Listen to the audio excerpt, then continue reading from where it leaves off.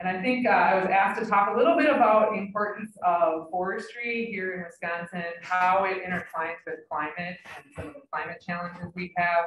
What are some of the priorities that we're focusing on, as well as my career and a little bit of my background and how I got to be the Chief State Forester. So given that we have maybe a little less time, I may move quickly on some things, but so that we have plenty of time for Q&A.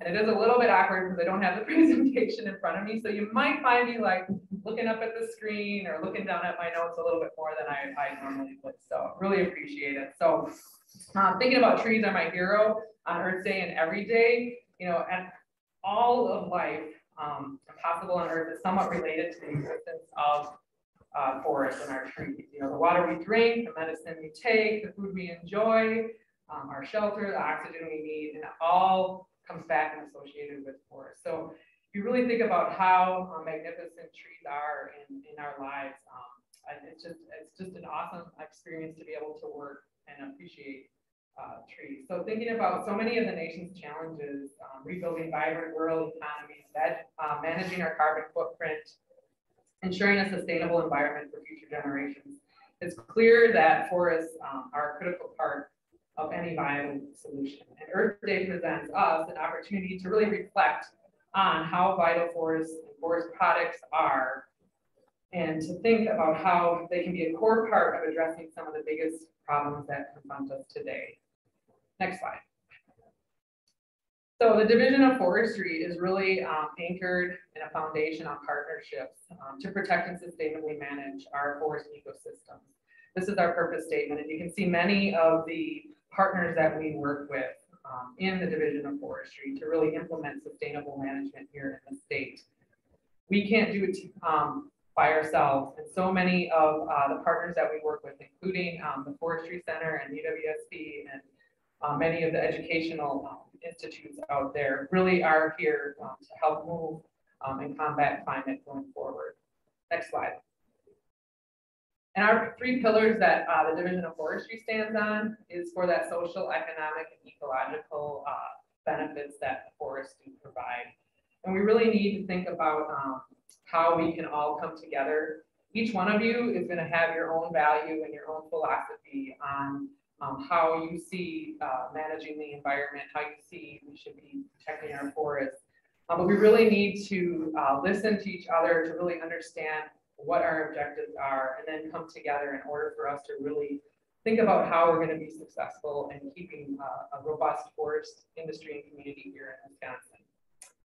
So as I go through, since we are here at a university, I do like to have a little interaction. So I'm going to have kind of a series of some questions to kind of engage you in and get you thinking. So next slide. So where is carbon stored in a tree after photosynthesis? You can just yell it out if you want.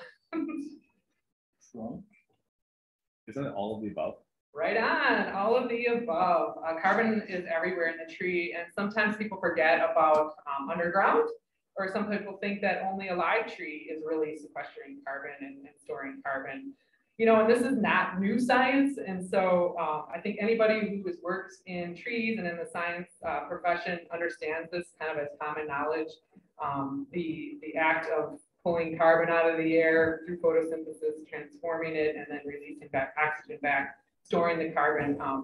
You know, I think it's only recently that we're seeing in the public really kind of garner an excitement or grasping an interest in understanding what role trees play in that kind of carbon sequestration and carbon storage.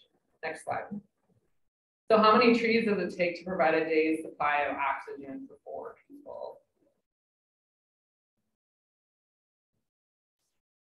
100.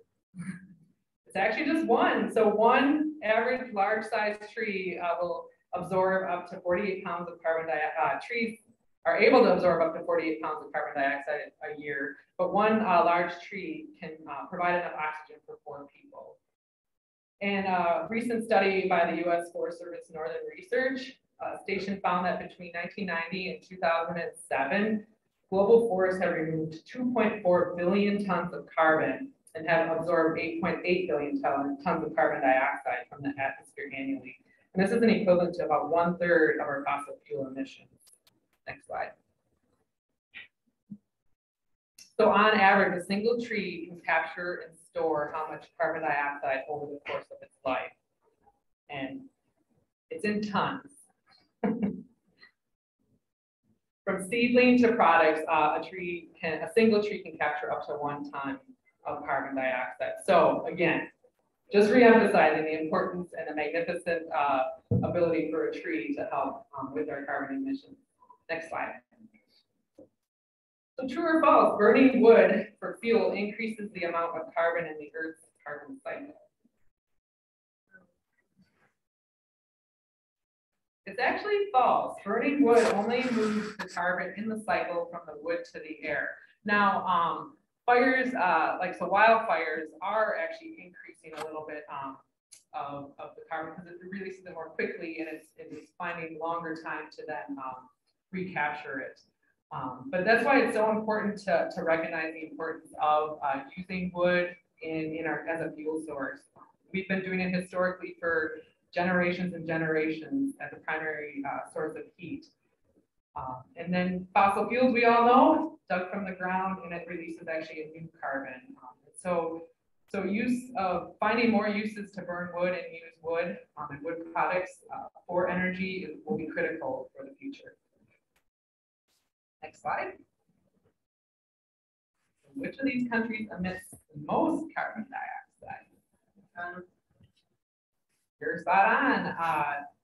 The International Energy Agency, China is currently in the top, accounting for about 28% of global carbon emissions, but you know what, the US ranks a close second, we're at 15%. So, given our rich resources, given our economy, we should be able to do more here in the state to combat our carbon emissions. Next slide. A lot of words on this slide, but if you can read through it, which of these future, yeah, go ahead. So in calculating those numbers, where did they get the higher one from China? Is it because of production? Okay. So like burning coal in production? And population and just use. Because it has such a large population. A lot of the rural population, especially in a lot of the, let's say, other countries like Nicaragua and places that are undeveloped, they have a high cutting of trees and resource use. Costa Rica, not so much for it. But if we're talking countries like that, like China, where they're using up all the resources just to make a family dinner for evening or the tree, isn't that taking away their carbon? Aren't they using up a lot more carbon to just make meals every day like that? But they're also using a lot of fossil fuels now too as they're developing. So, but yeah, that's what increases our number. Yeah. So which of these these future climate impacts on the health and productivity of Wisconsin forests are expected? And boy, that's a lot of words. But basically, in a nutshell, it's all of the above. We're gonna, we're gonna see a growing season that's 16 to 32 days longer. We're going to see a reduction in suitable habitat for some tree species, not all. Potential risk for wildfire due to warmer and drier climates. Increased stress, we're already seeing it on pests and diseases and invasives coming through. And then forests may be able to grow faster and use water more efficiently with added CO2 in the atmosphere. So it's not all gloom and doom, I guess I should say, because Wisconsin has a rich history of conservation, of preservation, and sustainably managing our forest resources. We are really in a good position to help mitigate and adapt to some of the challenges that climate's going to pose. And changing climate it's been around, it's evolving, just like our forests have evolved. So next slide. I thought I'd spend a little bit of time talking a little bit about our state of Wisconsin's forest here. So there are how many acres of forest land in Wisconsin? Isn't 9 million? So it's actually 17 million, just shy of 17 million forests, and they cover nearly half of the state. Next slide. So true or false, the acreage of forest in Wisconsin has been decreasing annually for the past several decades. next slide.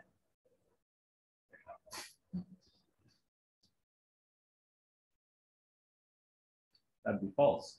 Right on, next slide. We're actually, contrary to what most of the population thinks, we are actually increasing our forested acreage through the decades. It's kind of leveling off.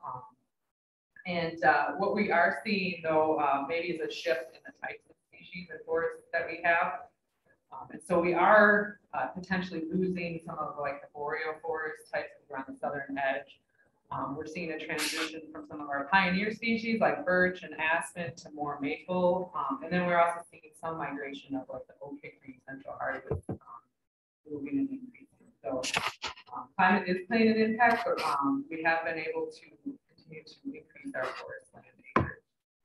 So then again, what about usage? Like now with a lot of the paper mills not existing anymore, and those paper mills shifting over to recycled materials. Yeah, good question. And I think I'll get to that one at the end because you'll see a couple of the slides I have are about kind of the trends in the forest market. So next slide.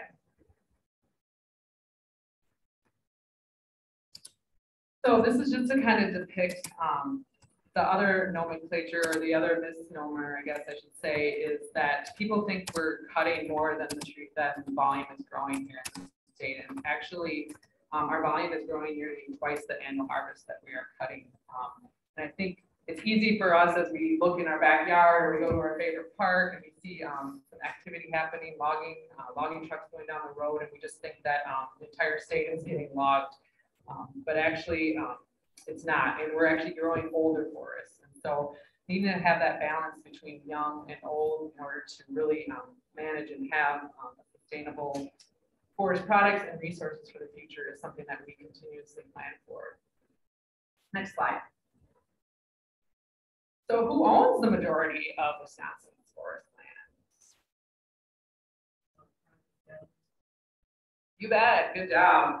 A lot of times people will say, oh, the state of Wisconsin, you're managing all of our lands, and no, or you own most of our lands, and we really don't. It is private landowners. You can go to the next slide. You can see almost 60% of the land in the forest land here in Wisconsin is owned by a family forest and or family individual. And many of you probably grew up on land that had forests. Hopefully you've been able to recreate, or maybe your grandparents had land. And so this is an important piece of the work that we do, is making sure that we're engaged with private landowners and we're able to educate them and connect them to foresters, professional foresters, or professional land managers, so that they really understand what it is that they have, so they can plan ahead. And also working with policy and legislators to make sure that we have programs and grants and funding for private landowners to be able to do active management, whether it's tree planting or invasive species management. The state of Wisconsin, we own about 1.2 million acres in the form of state forests, parks, natural areas, wildlife areas. Our largest public landowner in the state is our county forest program. Huge, important program that actively manages, but also provides much recreation and money back to the local communities. So, next slide. Since we're right in the cusp of wildfire season here in Wisconsin, what percentage of wildfires are caused by people?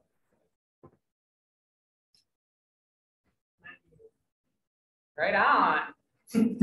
98%, which is pretty telling. Even though we spent a lot of time and energy into our fire prevention program, it's still amazing that people just like to burn. They like to burn their debris, they like to burn their leaves, they just, you know, when it gets away. And so it's the good thing is, you know, it is preventable. So if we continue to do our educational opportunities, hopefully that will continue to reduce the wildfires that are on the landscape. It's different out west. Many of the western fires are caused still by people, but also lightning, environmental, and equipment type fires. So last week was Fire Prevention Week, so hopefully it was on people's radar and in the media. Next slide. So why do we care? Why are we talking about forests in Wisconsin? It's huge. Forestry generates more than how much annually in the value to the state's economy? 24 billion. 24 billion. It's huge. So it's really important why we protect and manage it. And, next slide.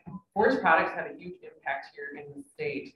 We are second to the agriculture economy. We often get overshadowed by the ag sector. And I think it's just because Wisconsin has a rich history in agriculture. They often get, in the forefront of legislation more, but it's huge and an important piece of the work I do and what we're doing to make sure that our legislators are educated and understand how much goes back into rural prosperity, the counties, local jobs, as you can see here. We have greater than 1,200 companies making forest products daily, and those are from the paper mills to small landowner sawmills, to recycling plants to specialty wood products. So it's huge and important piece of jobs in our economy here. Next slide. So let us not forget the urban forests and how important they are. What percentage of Wisconsinites live in an urban forest?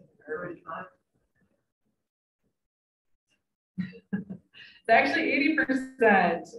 And so if we think about how we can benefit, how trees and the canopy can benefit the primary population we have here in Wisconsin, urban forestry plays a really important role. And there's lots of studies in the last few years on how much tree canopy and trees in the urban setting can improve the health and well-being of humans, from asthma reduction to stress and depression reduction to just billions of dollars saved in energy costs. The Division of Forestry, we have a strong urban forestry program that's really recognized nationally. We invest in resources and people to work with our urban communities to provide grants, as well as working with many municipalities and stormwater. Next slide. And so the other recognition I'd like to say is we're talking about diversifying our forest products and the need to, as we go forward, while we're the #1 paper industry state in the nation, and that's been a historical trend, we need to really think about what it is, how we can be innovative going forward in using our forest products and finding different markets. Right now, Wisconsin is actually the national leader in urban wood utilization.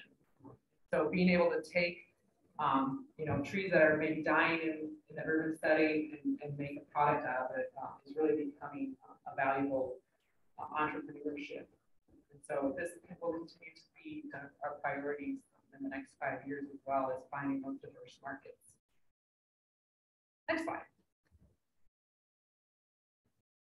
Can't forget about education and outreach and connecting with our youth. So when was the first school forest dedicated? 1904. Later. 28, yes. And so actually the Dean Russell at University of Wisconsin College of Ag spearheaded legislation that in 1928, Leona, Crandon, and Wabeno became the first school forest. Right now we have 425 registered school forests across the state. And actually the program is administered by, through UWSP here. We provide some funding for this program, and as well as our foresters across the state work very closely with our school forests, providing educational opportunities. One of the biggest challenges in working with school forests, though, obviously, is that educational funding, local schools having the capacity to bring students out. But it is really a great opportunity in the foresight and the need to continue to educate our youth in the benefits of trees. So, next slide. I don't know, I was thinking about, you guys did really well on the quiz, actually. I think you know some of your forestry stats, which is great. And I really think about this slide as I go forward. And those who cannot remember the past are to repeat it. And I think forestry, because it's so rich here in Wisconsin, we have a lot of history to go on and learn from and take from as we move forward. And I think it's important that we recognize the history because it really does shape where we're going in the future. So I think I'll move through these slides quickly because hopefully some of you probably are very well attuned to environmental history here in the States, but just to get us to our present state. So next slide. I don't want to overlook the importance of our indigenous peoples that were here long before European settlement, and that we still have a rich connection to our Native Americans here in the state, and that they have very much a connection to forest resources and their livelihood. And the Menominee tribe still has one of the most robust and sustainable management programs on their lands, and is often used as an educational opportunity. They also have their own mill and doing much to ensure that forestry is maintained there as part of their economic resource going forward. And then, then the Europeans came. And so here we did settle in the 1800s. And just to show the Peshtigo fire, that's the famous fire that is made Wisconsin history. But to explain that, fire also shaped the landscape and the trees and the forests that we have here today. Next slide. And with that became the logging era and the romantic pictures that we often see, with logs piled high. Huge important era in Wisconsin history. I think we still see remnants of this basically coming through and cutting the entire northern forest, cutting the southern forest, setting up basically the infrastructure for the state here in Wisconsin, building cities around the nation. Many of the mills that we have today were established at this time, railroads, and like I said, infrastructure. And when I worked up in Iron County, rich history and remnants of this logging era, and you can still see like old foundations of camps, and you can still find old frozen rows that they used for hauling logs out in the winter. So it really was an important piece of history because it basically wiped most of our landscape here. And next slide. And we needed people like Increase Lapham, who really was a visionary in recognizing how the devastation of cutting for purposes at the time that were okay or reasonable, but recognizing then fire and the need for resource conservation here in Wisconsin. Is often considered father of the forest conservation here in Wisconsin. I just recognize him as a visionary because he was one of the first in the Wisconsin Conservation Hall of Fame and the Forestry Hall of Fame, which is here at Stevens Point. And I sit on a board for the Forestry Hall of Fame and recognizing those conservationists, those visionaries, those folks that are leading efforts in the past and going forward. Next slide. So moving ahead in history, we can recognize at the turn of the century, of the last century, the 1900s, the preservation era. Many of our national parks and national forests began at this time, and really thinking about how can we make sure we have places for people to play in. Gifford Pinchot, the first chief of the Forest Service, founder of the Society of American Foresters, still running today and an important advocate for future foresters and for future legislation to make sure that we have these lands set aside and that they're managed and protected. Which leads us to the next slide, Wisconsin's first state forester in 1904. And that, again, as we went back from the logging era, the cutover era, the recognition that we need to start having some conservation here in Wisconsin. And so Ian Griffith was instrumental in setting up many core programs that we actually prioritize and that we use today. And you can see one of his original reasons were to set up a nursery in our reforestation program that we still have today and that we still give out over through time since 1911. We had nurseries and over 1 billion seedlings that we sell to the public here in Wisconsin, as well as our fire protection program, aeronautics, as well as setting up the importance of state forests and also the education piece and research. Next slide. So again, these are some of the programs that began in the early 1900s and are still widely what we do focus on here in the Division of Forestry. Next slide. So moving along in history, then obviously we had Aldo Leopold and kind of the land ethic. He had a master's of forestry degree. He also worked for the U.S. Forest Service. You know, and I think we all, anyone who cares about environment and land ethic has read the San Antonio Almanac, but it really made that connection of people and the need to connect to the land. Next slide. So it leads us to Earth Day. We're going to jump ahead. That era, those decades after the land ethic, you know, was lots of consumption, pollution. In 1970, Gaylord Nelson, senator from Wisconsin, really brought together bipartisan federal legislators, the public, people outcry and the need to do something. So in 1970, Earth Day was that recognition. With that came many of our protection laws that we still have today. Earth Day is often used as an opportunity to just shed some light and bring some awareness to specific issues at the time. And so like in 1990, there was a huge boost to the recycling efforts, and they used Earth Day to kind of bring that to the forefront. In 2000, it was really a clear message of the need for clean energy and the impacts of global warming. In 2010, I had a Canopy project up here, because that's when that was launched as part of the Earth Day initiative that's still going strong today, and that is in response to the deforestation that it was occurring and is occurring still in South America, Central America, Africa, and their commitment to planting and reforesting those areas. Today, 2022 Earth Day theme is investing in our planet, and I think we can all agree that tree planting is one way to invest. And I just want to say that the concept of Earth Day especially kind of resonates with foresters, as the practice of forestry involves long-term protection of our resources, and it involves active management for forest health regeneration. You know, the concept was recognized in the importance of the Multiple Use Sustained Yield Act of 1960 to allow management to consider all kinds of objectives. Next slide.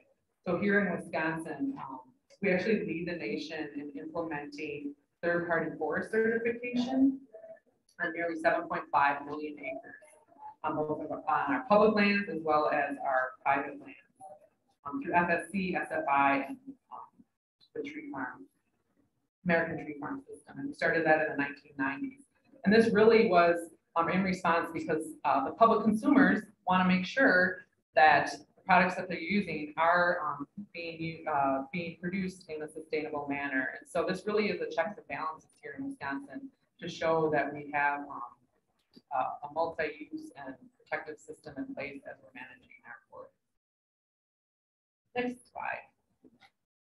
So that was a lot about kind of climate, about the history, about the state of Wisconsin's forests. So I thought Abby had asked me to talk a little bit about, well, what about your journey as the state forester? And how did I get to be in this role? What brought me here, and what are some of the career paths that you may all consider in this realm? And so, you know, I think I'll just pause, and it is pretty amazing, and I'm really honored to be in this role, and I never would have imagined in all of my career and growing up that I would be the chief state forester. No aspirations when I was younger, didn't even know they had a forestry career profession out there. But I did grow up, you know, as a rather quiet child, but I grew up in the Driftless area, you know, spent my time, you know, down by the creek, out in the woods, picking berries, mushrooms. I love fishing, and just so I had that connection to the outdoors. So a little bit about me, I still carry that with me. I've lived in the northern part of the state for the majority of my adult life. My husband actually is a forester for the DNR too. He is a Point grad as well. We have 2 children, so I always like to highlight that you can, for women in this profession, and it can be tough. And I'll talk a little bit more about that. But you oftentimes, women in the sciences decide to put off being both a parent, mother, and having a professional career. And I think it's important to highlight that you can do both, and that society's expectations, you know, you can beat that, and you can balance that, because we do need a diverse workforce, and we do need to have all backgrounds and all perspectives at the table, especially in the environmental and sciences field. I took up mountain biking over COVID. That was my COVID relief, because my kids got me in it. I have a high schooler and I have a middle schooler, and so I'm very active running around in sports. We just pulled our maple syrup taps. We got about 4 gallons of syrup this year on our little 7 acres. We tapped about 70 or about 40 trees. So next slide. And so when I decided what should I do with my life, I knew I didn't want to work in an office setting, which is kind of funny now because I'm pretty much in an office a lot or on the phone. And so I started to look at natural resources professions. And I really liked Stevens Point because it really had an applied sciences. And so it took kind of the educational, the research, and the science piece of it, and actually had more of a practical on-the-ground management component, and that's really what drew me here. And so I would just say, for any of you future or those that are currently in education and at a campus or high school or college, just take advantage of any opportunity you had. I was very involved in SAF, fire crew, science board culture. Take advantage of internships and jobs that are partially at least related to your field, because employers are really going to look at that. Also, anything you can do to help enhance communication. You learn very, very quickly that in any profession, but especially the sciences, it's going to be about working with people. It's going to be about communicating, being able to get along with people. And so anything you can do to foster your communication skills can be really impactful when you're looking for jobs. And then take advantage. I took advantage of traveling, taking a short course in Acre Forestry and ecotourism here. I was part of Habitat for Humanity student chapter, and then allowed a short course in Germany. And so really expanding and opening your horizons beyond Wisconsin's borders really can be a benefit to your future career and professional development. And so soon after, next slide, soon after I graduated in May of 2000, the DNR was hiring. My 2 jobs in public sector, working for the Stevens National Wildlife Refuge and Minnesota DNR, really drew me to wanting to continue working in the public sector. And so DNR was hiring. It was tough. I was 23. I was a young woman, and I was working in some really, really remote counties up in Iron and Ashland counties with also my field career. I loved it, but it is a recognition. Age does play a factor in science professions, right? Fresh out of school. You know, people have to trust you that you know what you're talking about and that you're going to help them. And so really it is about listening, how you treat people, building relationships. And so my field career, I did it all. I set up timber sales, I worked with loggers, I put out fires, I did prescribed burns, worked on incident management team, fire prevention, and then spent many, many, many months on snowshoes. And so it was my friends would be like, "Oh, you want to go snowshoeing on the weekend?" And I'm like, "Oh, no, thank you. I just spent my entire week on snowshoes." But loved it, learned a lot. And from there, next slide, I got a few promoted to a team leader position as a first line supervisor in our integrated field programs in the division. Then I became an area leader, which expanded my geographic region, gave me more skills working with fire program. And then I became the deputy division administrator for forestry field operations, which opened me to statewide duties, policy, direction, directing our field staff, program guidance. And then, like I said, in October of 2020, was appointed the chief state forester. And I am the first woman to hold this position. So since 1904 to 2020, we had all men in the position. So I don't take that lightly, and I'm very honored to be representing the division. And so, again, also really excited to be representing trees and forest appreciation. Next slide. That's what we kind of conclude on. The last bit of my presentation is on Forest Appreciation Week. And this is in recognition of the week between Earth Day and Arbor Day. Next slide. A lot to celebrate this time of year. Arbor Day is actually celebrating its 150th anniversary. And so that was, again, established to really put on the map on the importance of reforestation and tree planting efforts. Next slide. Here in Wisconsin, we also care and like to celebrate all of our trees from seedlings. This is the 40th year that we're giving away our free seedlings to fourth graders. How many of you remember getting your fourth grade free seedling? Maybe. Not all schools participate, but those that want to, we do send them free seedlings to fourth graders.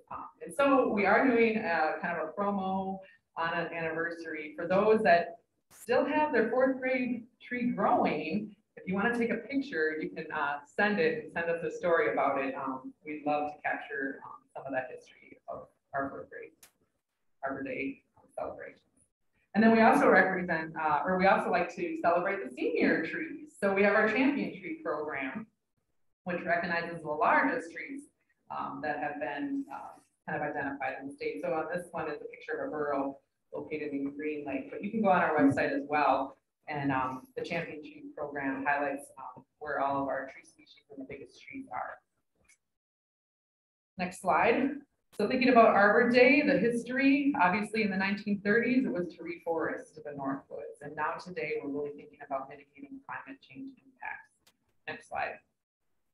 And those impacts of our forests, again, you know, changing climate temperatures, deer issues, invasive species, and natural disasters and more. Next slide. We also have a recognition by our governor last year on Earth Day, who announced Wisconsin as part of the Trillion Tree Pledge effort, planting 75 million trees here in Wisconsin, 74 million on rural lands and 1 million in urban settings. And basically, again, to combat the emissions and combat the carbon opportunities so this pledge supports basically, when fully realized, the state pledge will result in 28.8 million metric tons of carbon dioxide stored over the next 50 years. And that's equivalent to the amount of carbon dioxide produced by 6 million passenger vehicles for a year. And so this pledge is not just a DNR division of forestry pledge, it's got the entire state, many partners involved. And so you can go on our website as well and track who's pledging. And Alliant Energy has just made a big pledge in their area of the state in planting trees as well. So great effort, more to come, but an important piece of just recognizing the benefits to planting trees here in Wisconsin. Next slide. So again, I think we can recognize some of the climate impacts to Wisconsin's forests and how we can maybe make a difference. Next slide. Forests and forest products, like we said, can remove carbon from the atmosphere. And we need to think about how we can promote that opportunity in managing our forests going forward. Next slide. So what can we do to maximize storage, carbon storage? We can help store carbon by increasing forest cover here in Wisconsin and across the states and the world. Again, one of our biggest missions for the division is to maintain forests as forests. It's to prevent that land conversion to whether it's suburbs or agriculture, and recognizing the need to keep land in contiguous acres. Next slide. We need to think about preserving rare forests that currently store maximal amounts of carbon per acre. So in those old growth remnant forests, they are storing more carbon, as well as the bogs that you see out there. An instrumental amount of carbon can be stored in that peat layer. And so having that balance across the state so that we can make sure that we have young forests and remnant old forests that can continue to store carbon. Next slide. Thinking about our wood products, wood can be used instead of concrete or steel, which releases large amounts of fossil carbon in their production. Wisconsin is actually starting to invest in mass timber buildings. And so this is a picture of the Ascent building in Milwaukee that's going up, and it's going to be the tallest mass timber building here in the nation, 25 stories. Really exciting. And it's lots of research done on buildings using cross-laminated timber, and the components of it being just as and equally or more strength-wise than some of our other historical steel and concrete. And obviously, it forest products up to that magnitude continues to store carbon and help the environment. Next slide. We can also think about increasing carbon in our soils, kind of to some extent, preventing erosion as we increase potential flooding events, having systems, best management practices, preparing zones in place to prevent erosion, as well as the introduction of species like the jumping worm, which is eating all of the duff layer and consuming organic litter that does store carbon, as well as thinking about biochar, which is that charcoal left over from residues from crop residues or from timber harvest residues, and using that to kind of increase soil fertility. Next slide. And maintaining, like I said, working forests. While it's important that we have lands preserved and set aside, it's also important that we recognize that we need to continue to actively manage. And so we have a strong easement program here in Wisconsin, conservation easement, where we can help large tracts of land stay in forests and stay in working forests so that they continue to be managed, but also be able to be utilized by the public for many other recreational opportunities. Next slide. So what else are we doing? Exciting that we have adaptation and action. So we do have we had a climate task force and a recent climate change report that was given out on the state that recognizes, that actually has a section on forests and recognizing climate-focused forest management into the future. And many of the same things that I mentioned before are called out in this action plan for us as a state, both the state of Wisconsin employees, as well as our community, to be thinking about how we can adapt to future climate. Next slide. So breaking it down even further, we have a climate mitigation tool. We have a blueprint and the DNR that we use. That's basically taking the governor's report and then putting it into actionable items for us to do and to move forward with and working with our partners. And so in the Division of Forestry, we are part of our department climate team, and making sure that in the work that we do, we're thinking about things through a climate lens as well as environmental justice and equity. Next slide. So breaking it down even further, for the Division of Forestry, we rely on our State Forest Action Plan, which is a 10-year plan that all states are required to have. And basically, it helps us get federal funding.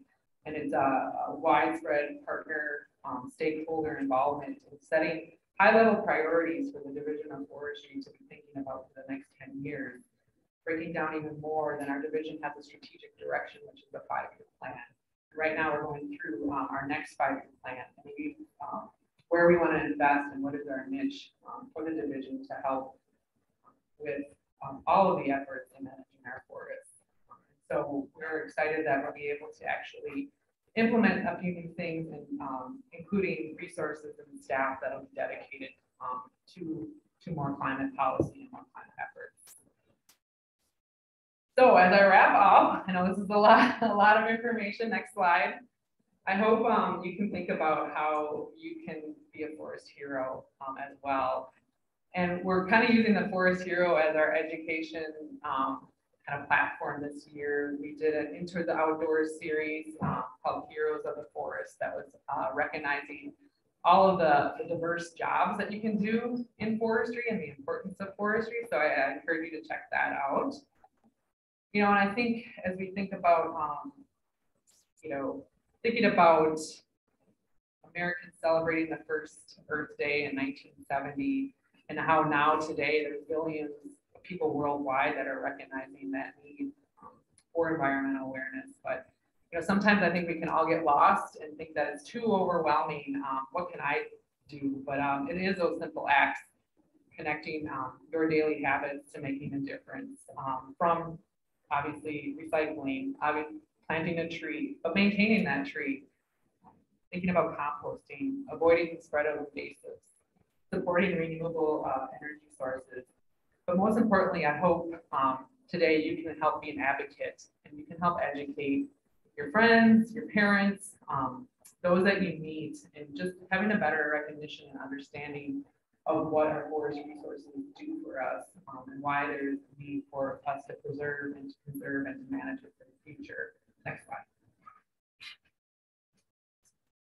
And so I hope you also, some of you might explore a career in forestry, and it's much more than I think historically the image of, you know, you're out in the woods every day, you know, wearing your flannel. It's diversified. It's become much more collective opportunities, from technology and GIS applications to operating heavy equipment, fabrication, to urban forestry, pathology, incident management and emergency response, firefighting, research.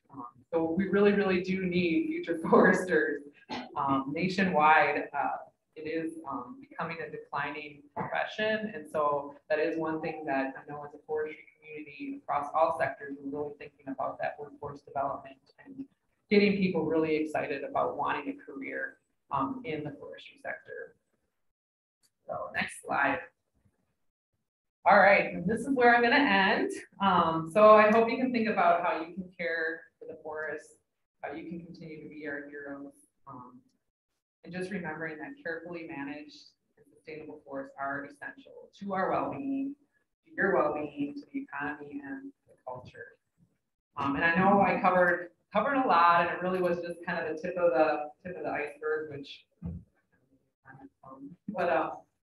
you know, I think the bottom line is that we need to have these climate conversations. We need to recognize the importance of all of the preservation, the management, the benefits of forests and trees in our climate discussions, in our day-to-day lives. And I really hope that you can continue to share the story of the Division of Forestry in Wisconsin, and that you get excited to share in our message going forward. Thank you. Thank you for being on this forestry journey with me today. With that, I will open it up to questions.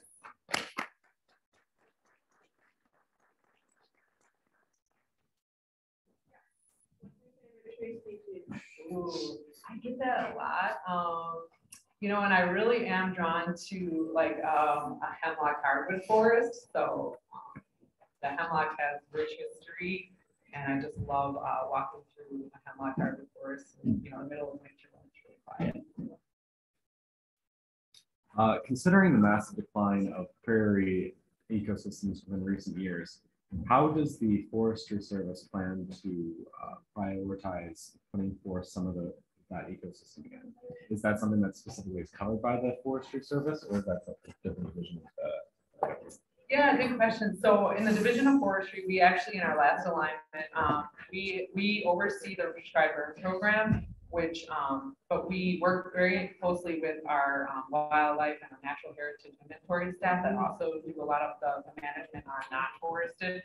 So we work closely with their programs to really identify where in the state do we want to do land conversions back to prairie restoration, as well as so where we're going to put prescribed burn on the landscape to get those historic landscapes back. So yeah, we are planning together and thinking about where in the state it makes sense to do some conversions where maybe it's trees now and it should historically be prairie, and how do we get back to that?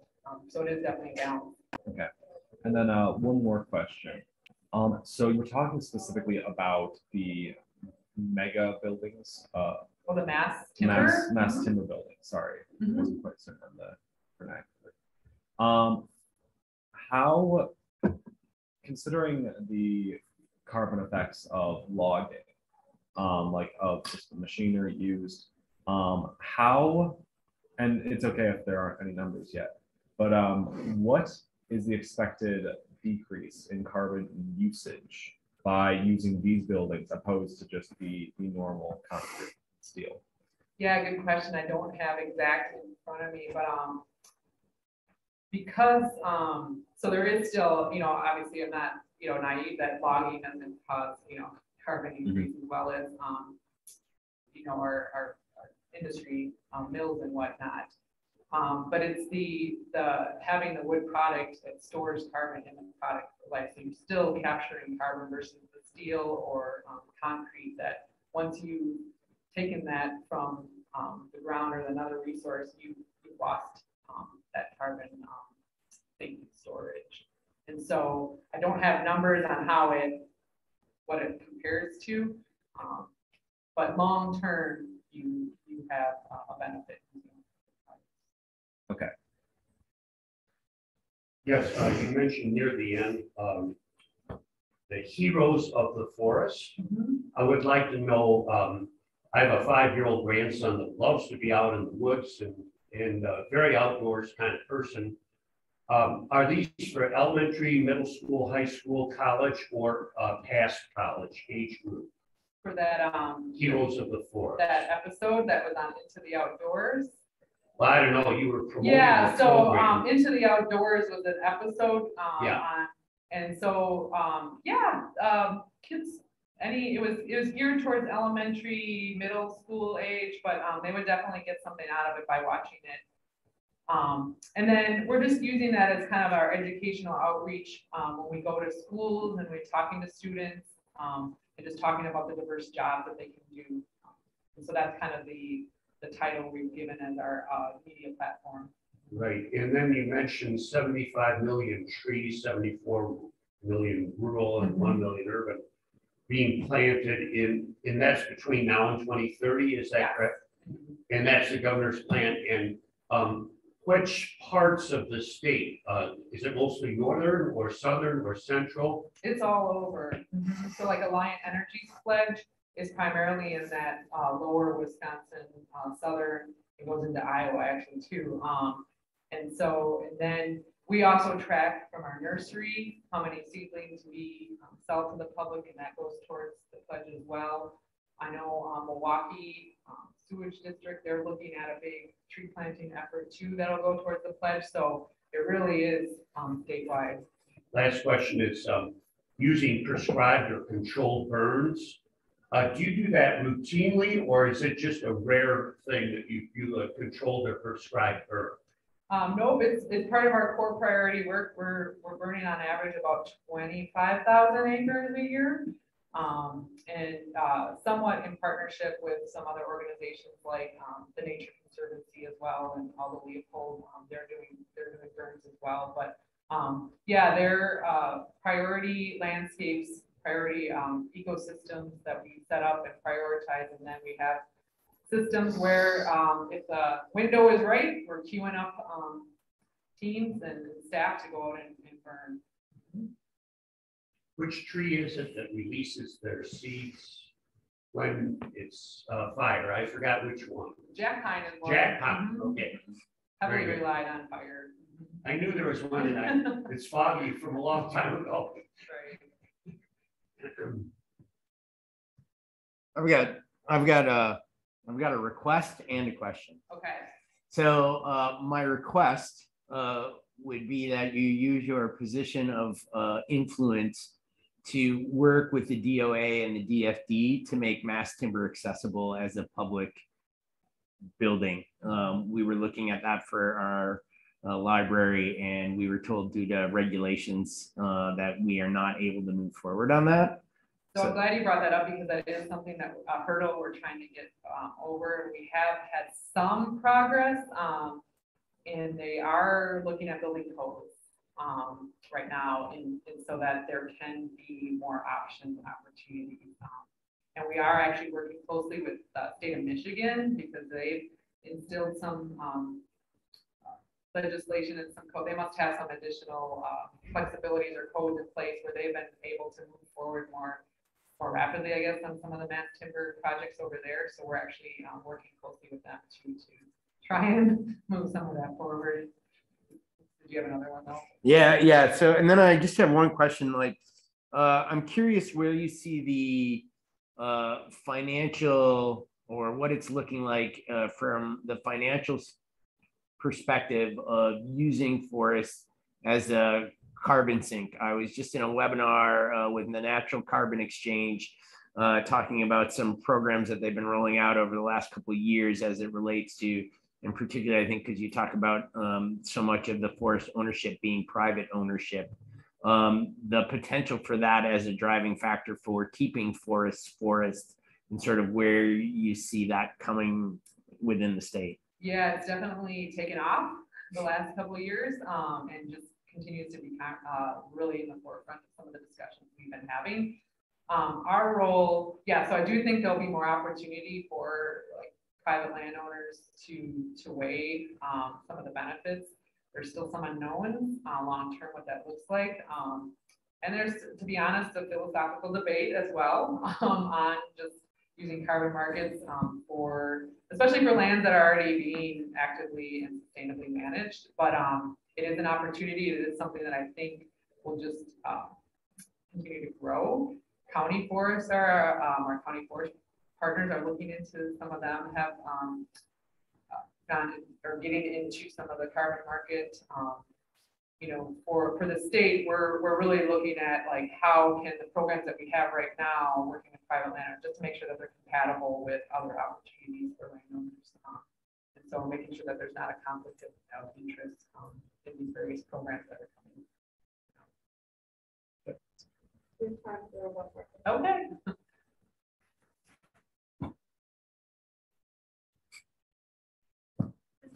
So when I think of the whole Wisconsin landscape and all of the trees that we inventoried in forest inventory back in the early 2000s, is there any, within the strategic plan with the DNR, is there any, like, looking at the overall forest types in the state and working with incentivizing private landowners to either move their forest along to a later succession or keep it in the younger because that's what would be good for the families overall? Is there any like strategic private?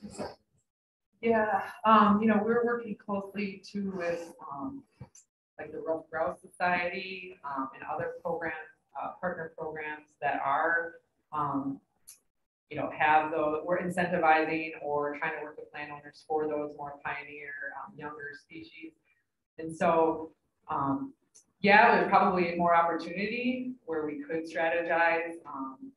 You know, right now, within our districts and our regions, within our programs, we're talking to each other. Like our wildlife biologists are working with the foresters. You know, managing our state properties, our state forests. We are looking at how we can you know, spread out the different harvests so that we do have a balance of young and old. But for private landowners, I don't think there's a really good statewide strategy right now. I know we know where historically and where there's opportunities, but I think that we could collectively collaborate a little bit more to be more strategic. Good suggestion. Thank you.